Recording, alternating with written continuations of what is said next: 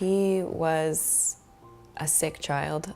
His first ear infection, he was 9 months old, and it kind of went from there, infection after infection, and then we came into strep, infection after infection. He'd have impetigo as well on his face, but the strep was just strep, antibiotics, a week off, and then we'd go back into the same cycle again. So the changes we noticed were in grade 2, the second half of grade 2, so he was 7 years old at that time. The first time I noticed changes with Ashton was with his handwriting.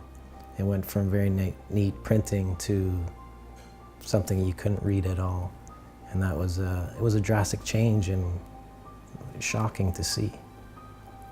The school also approached us, the teacher, with his changes in handwriting, concerns about sensory difficulties in the classroom, inattentiveness, sensory issues. So that kind of came out of nowhere. We'd never had those concerns with him before in school.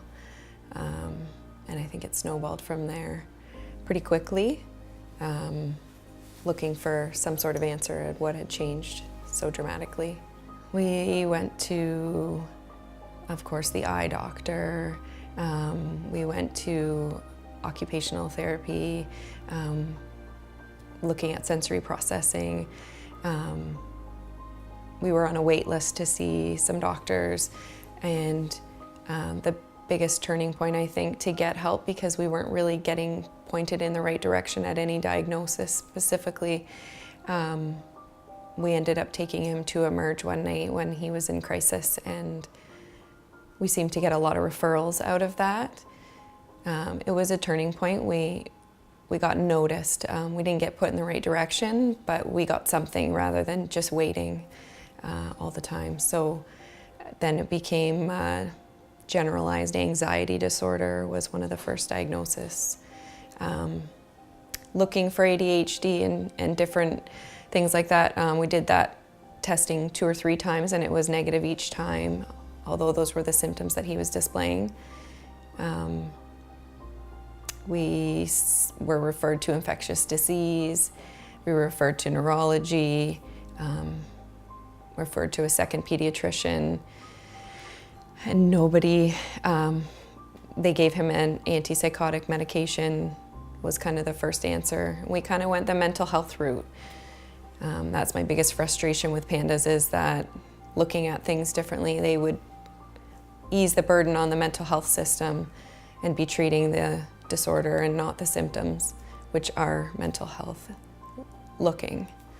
I think we were on about hour 6 of just a complete tantrum of crying, and used to hit himself in the head with remotes or run into the wall, or bang his head off the floor, and just complete crisis. And we couldn't help him, you couldn't hold him, you couldn't console him in any way. And I had talked to someone that I had worked with at the time that worked with children, and she said, if you can't do anything further, you need to go to Emerge. And I went to take him to Emerge, and my husband said, well, if you do, we'll never get him back. They'll keep him.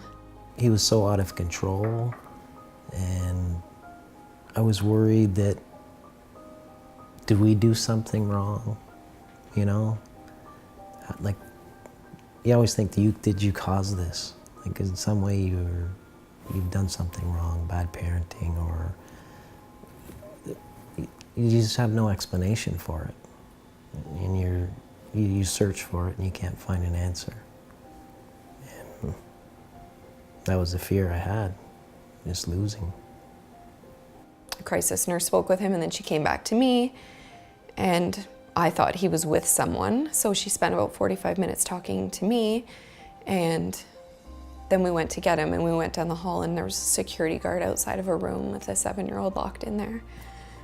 And that was like a big point for me, like, he's not gonna hurt anyone. I don't think he would hurt himself. Like, we just needed to calm that situation. I just wanted a blood test, and nobody would do it. Nobody would take his blood just to see what his strep titers were. They wanted to double his anti-anxiety medication and add in another one. And I said I wasn't going to commit him to a life of that if I knew there could be some other option out there. And I asked that he refer us to Dr. Edwards. And he told me, you're looking for a ghost and they don't exist.